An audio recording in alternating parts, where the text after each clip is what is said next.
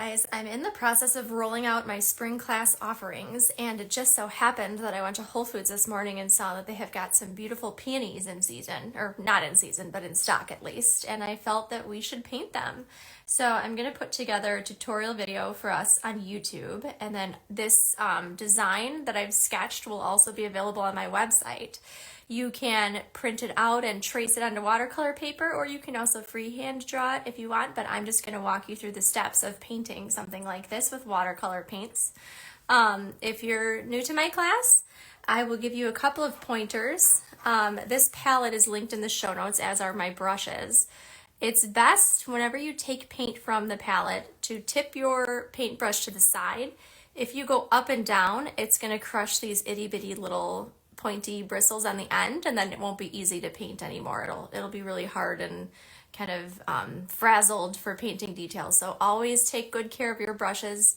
Tip your brush to the side. Watercolor paint is something that most of you probably used even in preschool, but it's pretty simple to use. You dunk your paintbrush in water, and then you put it on your palette and give it a little massage, and then you can put your paint on your paper. Today I'm going to be using a large brush, a medium brush, and a small brush. This large brush is size 12. My medium brush is size 6, and then I also have a little dabber. And this one says it's 5-0, but usually it has some sort of 0 number in it with a dash. First things first with this particular design is I'm going to have us start by identifying what we think leaves are. It's kind of tricky, at least with peonies, it's easier than some other flowers to see what's a leaf and what's a petal. But we're going to start by painting the leaves green, and then while that dries, we're going to do our vase, and then we're going to go through and get the flowers done. Peonies are also a flower that comes in a range of colors. Today I'm going to be using pink because we're close to Valentine's Day. Also, if you like white peonies, you could do sort of a green and white combo, and creams also always look very pretty. First off, let me get these brushes out of the way so I don't knock them around. But I'm going to get started with a green, and I think that I might, for the leaves, actually use this green right here. This is sort of it's not an earthy green, it's almost a turquoise green, but it's a bright green. There's also this one that's more of a yellow bright green, and then this one's a little bit more of a grass green. Oh, well, let's see. Actually, hold on, I changed my mind. We're allowed to do that. We change our mind sometimes. I'm going to use this one. This one's a little bit more of a grass green for leaves, but of course, and I'll move this in case you can't see. This one right here, more of a grass green. There's also more of an olive green on some of these palettes too that looks nice with petals. Now, I always find it easiest to start from the top and work my way to the bottom, and then also going from left to right, because I'm right-handed. If you're left-handed, you would want to do right to left so that you don't stick your hand in paint when you're moving down the paper. Watercolor dries quickly, but it is easy to make a little error when you're deep in thought and paying attention to what you're painting. So here I'm using my medium-sized brush, and as you can see with my nice little point here, I am going through and able to get in all the details and these little pointy tips on the leaves. So let's see, those are leaves. This little guy in here is a leaf. I know you can't see. You see my peonies up in the corner, but not, it's hard to do side by side if I'm painting on my desk. So you'll just have to take my word for it. And these little pops of green will sort of break up all the pink too. Now you may notice, if you're new to watercolor, the more water you use, the slicker and easier it will be to spread the paint on the paper, and your paint will also be lighter. So I'm using quite a bit of water, and as you can see, it's just very smooth. If you feel like you're really pushing your paintbrush, or there are big globs of color, add a little bit more water and see if that helps you. I'm going to even take some of this. This leaf is a little dark for my taste. I'm going to add pick it up with my paintbrush and add it to some of my other leaves.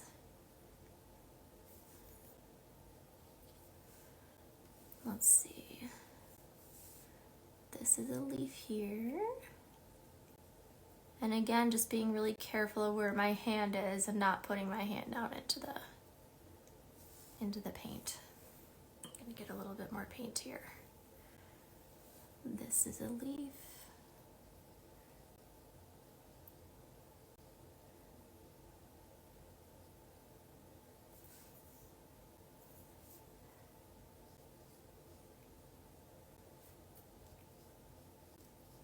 And these little lines here are actually sort of another part of the vase filler. It's almost like a little berry. So I'm gonna paint the leaves first, and then with my smaller brush, I'm gonna go over those stems.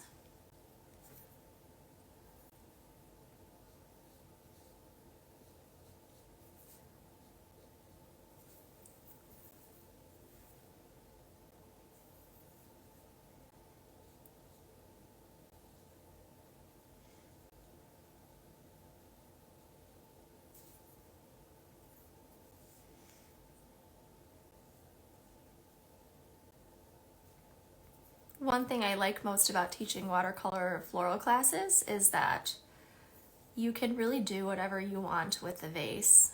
I think today I'm going to go with the gingham because I want to show you all how to do it. But really the world is your oyster. You could do solid color, you could do stripes, you could even look up some of your favorite vase shops wherever you get your ceramics from and see what they do. You wouldn't want to copy off of them exactly, but just a fun place to look for inspiration.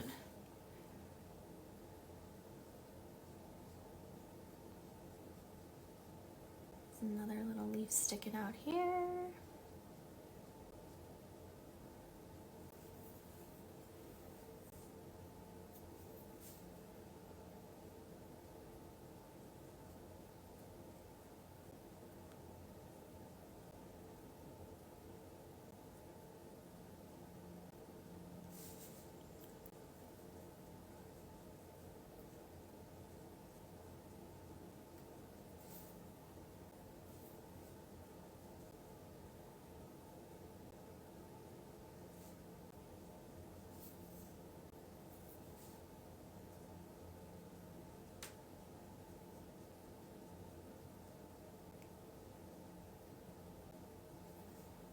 Okay, is there anything else? Did I miss any?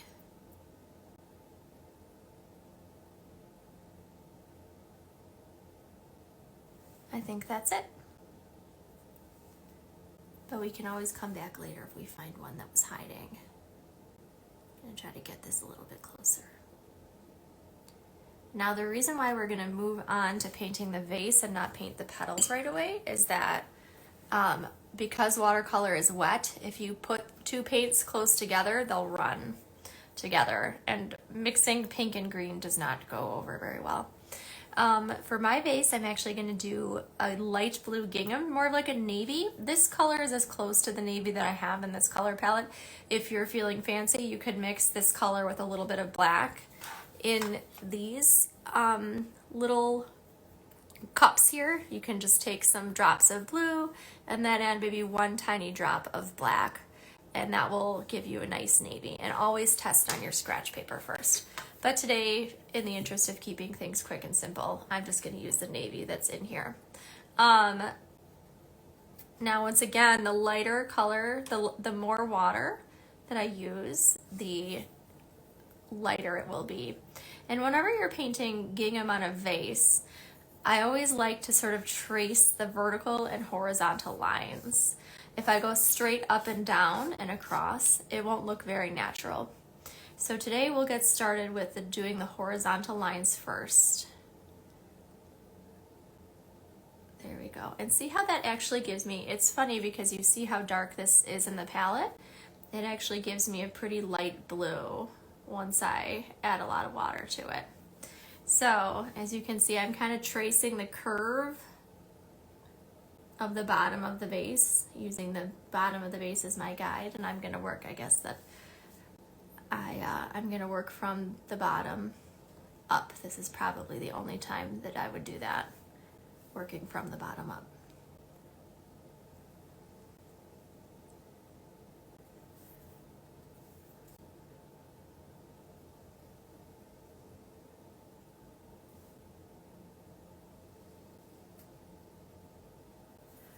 And I'm just doing my best at keeping the lines sort of the same space apart from each other, but of course it doesn't have to be perfect. And imperfections are chic when it comes to handmade stuff. That way people know that you did it.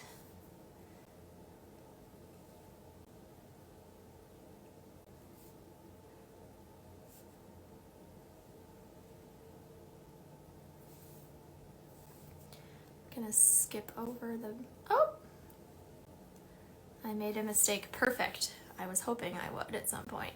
Now the good thing about watercolor is that if you ever make a mistake, clean off your brush in the water and get it nice and dry on a paper towel, and then it picks it right up. I love this paint. It's like it never happened.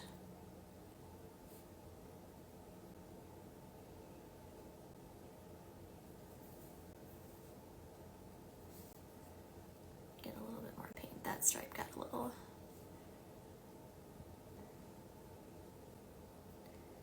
And looks like we're kind of do one more little line up here, and then we're about at the end. Okay, now that the horizontal stripes are done, if you're nervous, you can quit here, or you can do the vertical lines if you're feeling ready. So again, I'm going to kind of start up at the top, and I'm going to trace. Need a little bit more paint. I'm going to trace the contours of the vase.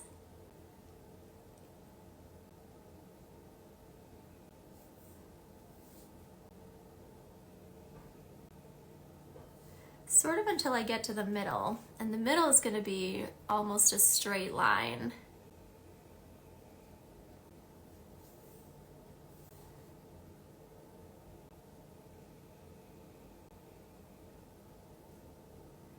Because eventually I'm going to have to trace, I'm going to have to go with the other side.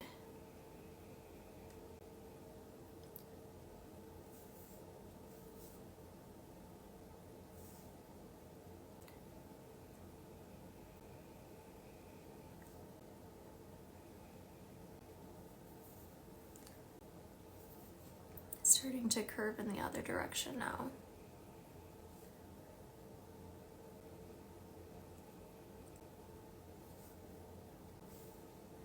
Other options too would be you could just do a solid color if you goof up and you hate it.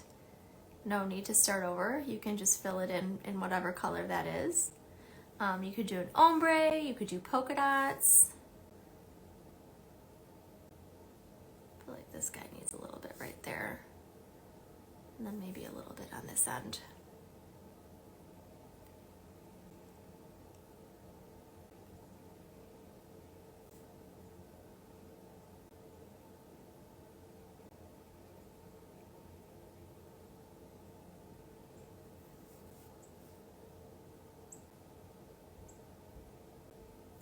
There we go. All right, everybody. Also, and don't feel like you need to do this step also, but if I were to look at a vase that's kind of curved, I would see that there would be a little bit of shadow kind of in this area and up at the top. I'm just going to take a little bit of water and kind of do a little once over to create that shadowed effect. And then I'm also going to add a little stripe up here too. And then maybe one more down here, just to make it look a little bit more three-dimensional. Also, totally optional. Don't feel like you have to do it. Quit while you're ahead. Sometimes it's better to not overdo. All right, next up, it looks like my leaves are all mostly dry, except that one's a little bit shiny still. If you can see on your paper that it looks like it's still shiny, there's probably some more time to dry. And actually, as I'm looking, I forgot to do my little itty bitty stems here and berries. So I'm actually going to take my smallest brush, make sure it's fully clean,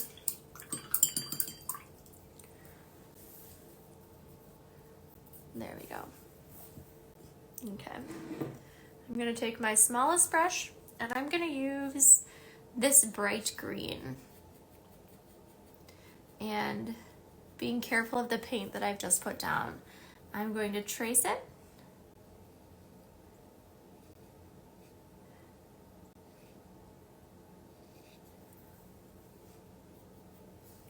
And at the end, I'm going to put little berries, just little dots.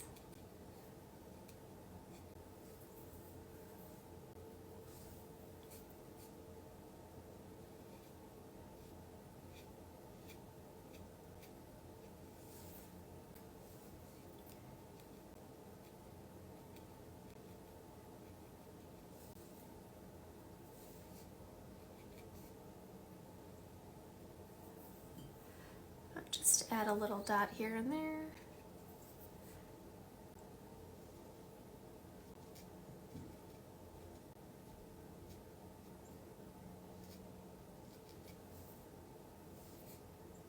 And this bright green really goes over the grass green very well too, I might add.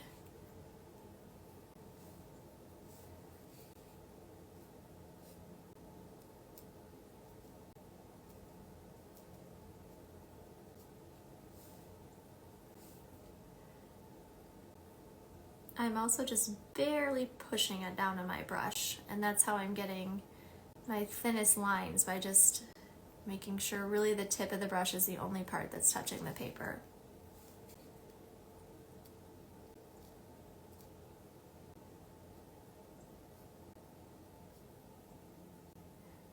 I want to just sort of keep my lines nice and delicate. Okay. We got a couple of those. You know what, I feel like maybe, what if we just added a couple up here?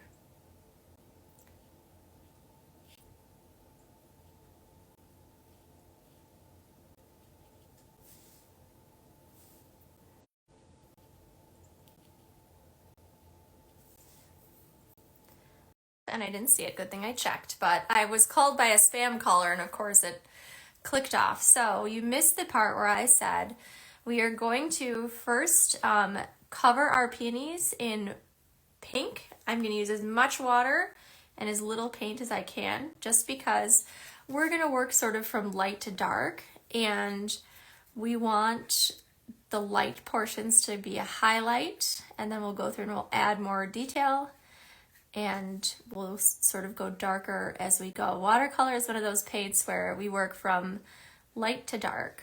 So this is the first step to making that happen. Now, also keeping in mind too, I want to get as close to the green leaves as I can without touching.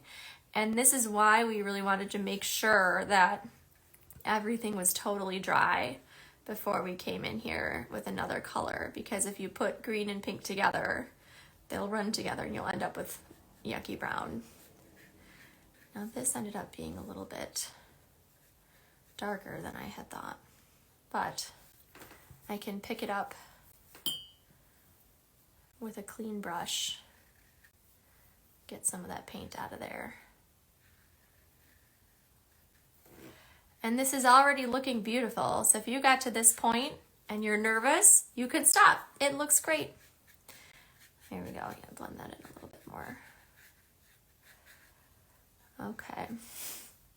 Next up, I'm going to really make sure that my medium brush is clean, doesn't have any leftover green on it. And I'm going to go in and I'm going to add some shadows to the center of the flower. And I had drawn, and this time I'll use more dark pink, but I had drawn little lines in here to sort of show you, if you're looking at one of these flowers from the top, they also, I'm sorry, I feel like I'm saying the word peony a lot and it just doesn't sound great with a Chicago accent. So if you've made it this far and you're still here, thank you for bearing with me. So here we go. I'm going to add sort of some shadows, and I'm just almost even writing little M's. Even just little sort of wrinkles around. Squiggly little lines. These flowers are just so fun to paint because they're just sort of all bundled and folded up in the middle.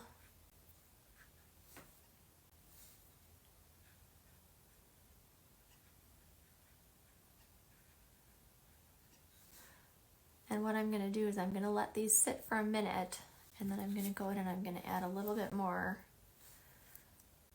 water to sort of help them blend together so it doesn't look quite as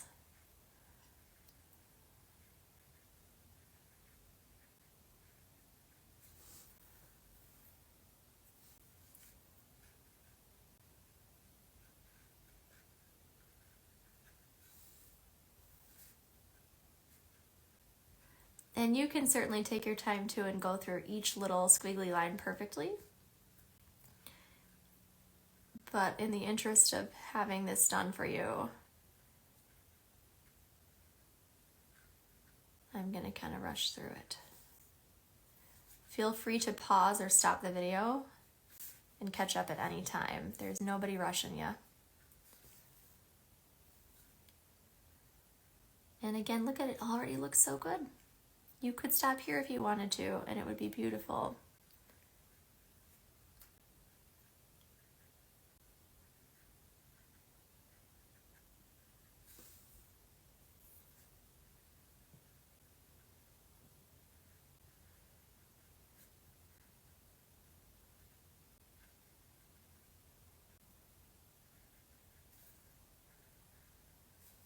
Got that? Okay. Now, next up, while these are kind of drying, I'm going to take, and I'm going to use a medium amount of paint, but I want to kind of go through some of these areas in here, and I'm going to add some shading to the bottom of these petals. Because when you look at these, their light catches the top of the petal, but there's still some more depth to the bottom of the petal. A little bit more shading, I mean.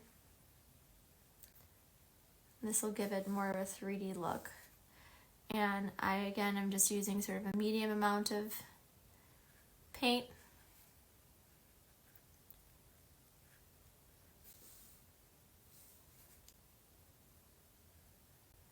And I'm going to go through and blend all this together with more water.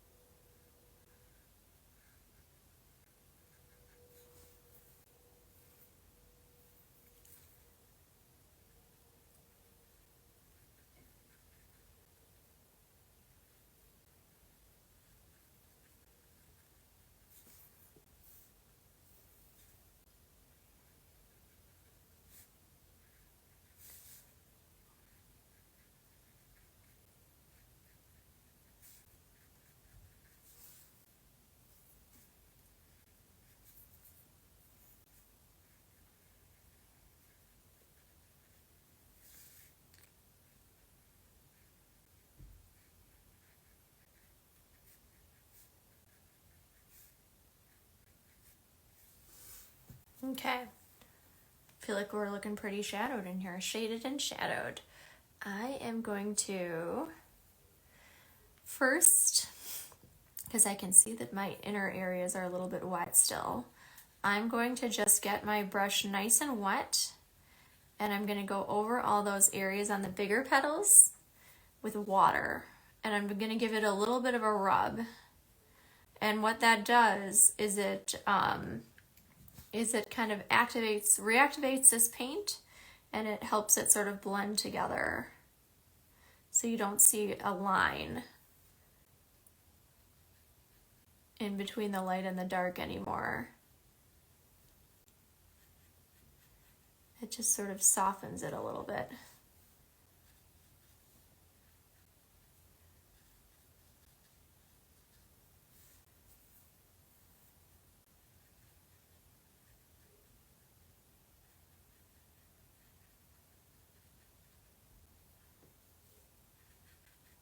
This here might have been a leaf. Darn it, I knew I was going to lose one.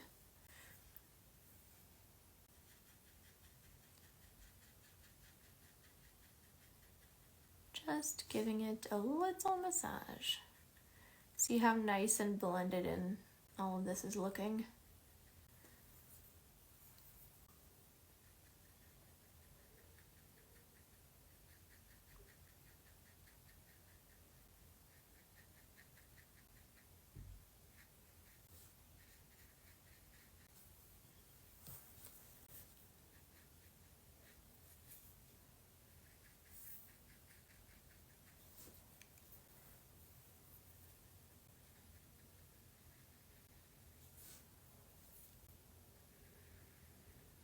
This one here got a little dark.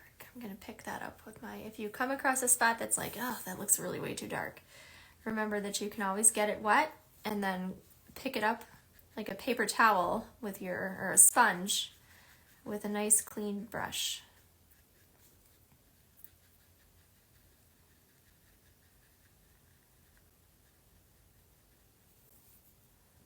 This is too wet to get that picked up. I'm not liking how dark this one is either, so I'm going to pick this one up also. Just pink it up.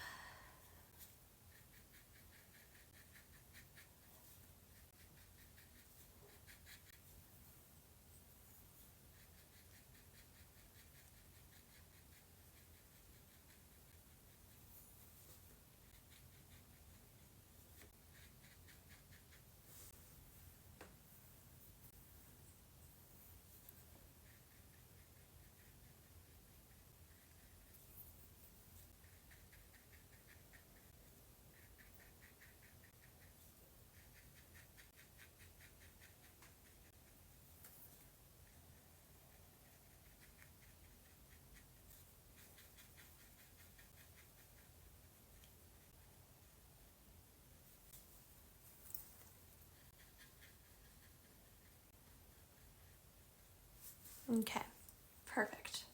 Now, again, I can leave it as is, or I can go through and I can add a little bit more water and really blend in these center pieces.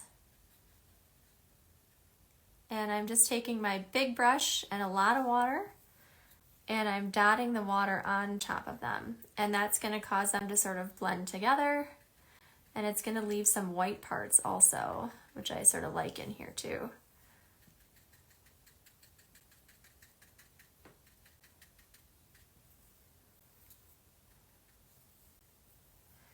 Nice highlights.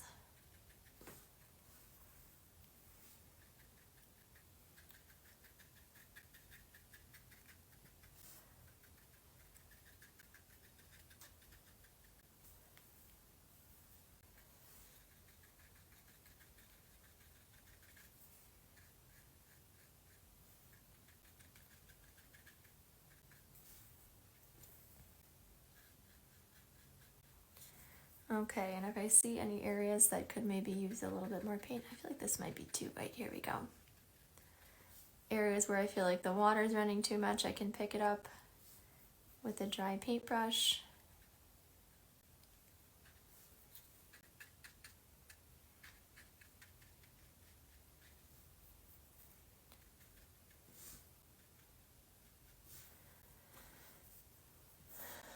right, everybody. Feeling pretty good about all this. We're going to let this dry. Another interesting hack that people don't maybe know about watercolor paint is that if you feel like your paper is really buckling up, if I look at mine, you can see it's kind of bending. You can actually cover it with some parchment paper with a pillowcase and hit it with an iron. Be careful, sometimes if you use steam setting, it can cause your paper or your paper ink, your paint to run. But if you use just a little bit of steam or even no steam and a good heat, usually cotton setting, certainly check periodically, make sure you don't overdo it. But the iron will help it all flatten out, and it should definitely squish down too once it's in a frame. But I have linked all of my products that I use today in the show notes. And I also will put this design on my website too, so that you can download it, save it to your computer, print it out, and either trace it with carbon paper, or you can trace it with a light board onto some watercolor paper, or you can certainly freehand it. If you have any questions about this, please feel free to drop me a line anytime. And if you have an interest in learning how to do this in person, I will be offering a variety of these classes throughout the western suburbs of Chicago. Or if you'd even like me to host an event at your home, I'm always down for that too. But thank you all so much for bearing with me in my Chicago accent. And I hope that you enjoyed this little ray of sunshine on a chilly January day. Thank you so much. Bye-bye.